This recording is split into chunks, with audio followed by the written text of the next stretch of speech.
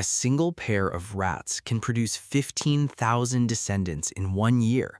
The only reason they haven't taken over the planet is that almost everything on Earth is trying to kill them.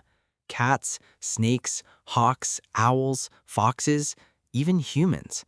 Now imagine every single one of those predators vanished overnight.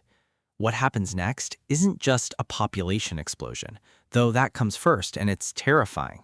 What follows is an evolutionary transformation that has actually happened before in Earth's history. Because the last time small mammals had no predators to worry about, they didn't stay small.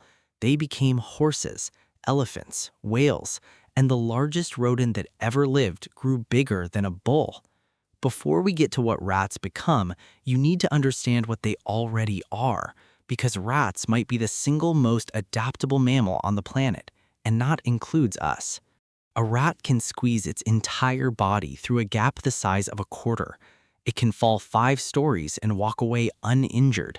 It can swim for 3 days straight. It can gnaw through concrete, lead pipe, and cinder block. It can survive on almost zero food for weeks.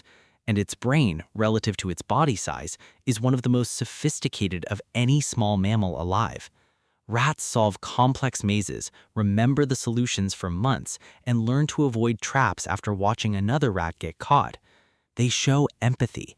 Experiments have demonstrated that a free rat will consistently choose to rescue a companion before eating available food. They communicate danger through ultrasonic vocalizations that humans can't even hear. In laboratory settings, their problem-solving abilities are used as models for human psychology.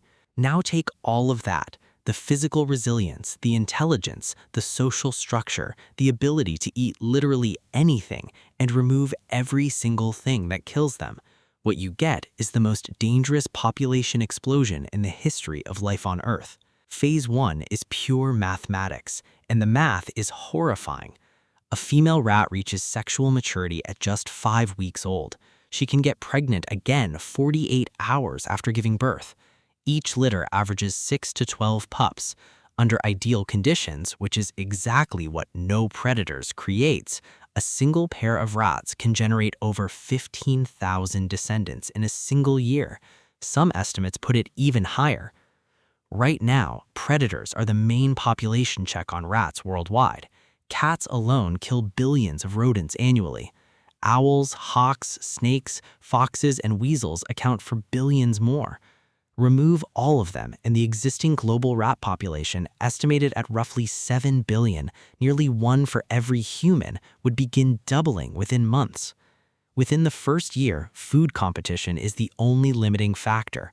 Rats strip agricultural fields. They invade every structure. They consume grain stores, vegetable crops, and animal feed. Famine ripples through ecosystems. Bird populations collapse because rats devour eggs and chicks wholesale. Insect populations shift because rats eat everything, competing for the same food sources. But here's the critical twist. This phase is self-limiting. Once food runs short, rat populations crash and stabilize.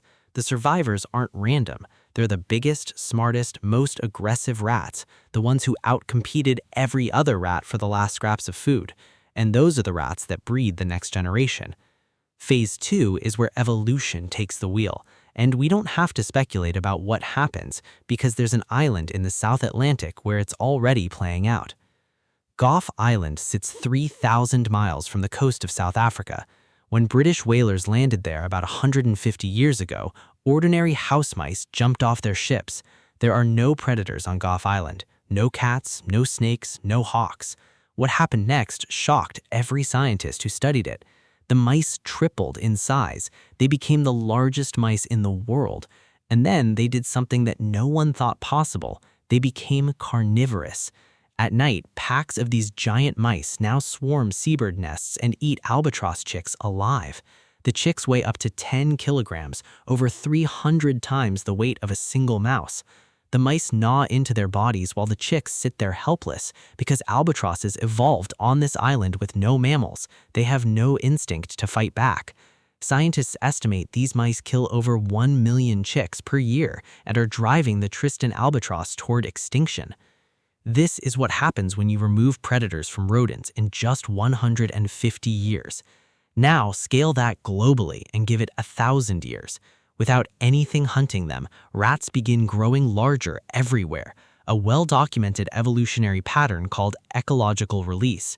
When a small species no longer needs to hide, run, or fit into tight spaces to survive, the evolutionary pressure to stay small disappears.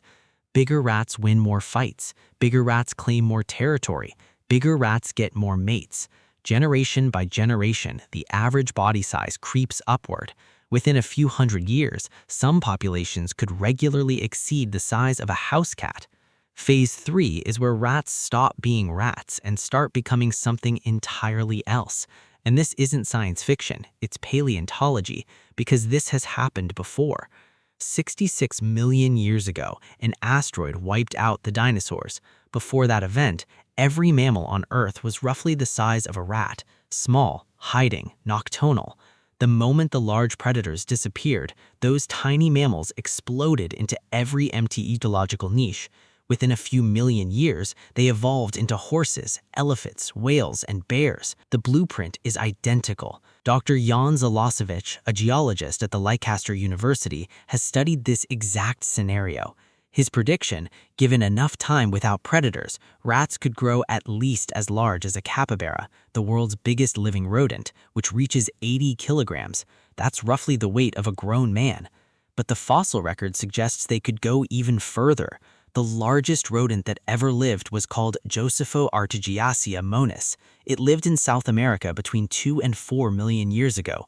Its skull alone was 21 inches long, about the size of a cow's skull. Its full body measured over 8 feet from nose to tail, and it weighed over 1,000 kilograms, more than 2,000 pounds, a rodent larger than a bull. It used its massive incisors like an elephant uses its tusks for digging, fighting, and stripping bark from trees. Run this experiment forward with modern rats, the most adaptable, intelligent, omnivorous rodent that has ever existed, and the possibilities go beyond size. Rat populations in different environments would diverge. Forest rats become larger, ground-dwelling herbivores. Coastal rats develop semi-aquatic traits, webbed feet, waterproof fur. Urban rats in abandoned cities grow stockier and more aggressive, filling the mid-sized predator niche. Island populations, isolated for thousands of years, become entirely new species. Rats wouldn't just survive a world without predators, they would inherit it. There are roughly 7 billion rats on Earth right now, almost one for every human. They live on every continent except Antarctica. They eat anything. They learn faster than almost any animal their size. They breed faster than anything can kill them. And the only reason they stay small and hidden and afraid is because the world is full of things that hunt them. Take that away, and the rat doesn't disappear. It grows. It adapts. It fills every space that everything else left behind. 66 million years ago, creatures exactly like rats inherited the Earth after the dinosaurs. There is no reason it couldn't happen again. The question isn't whether rats could take over the world. The question is what's stopping them.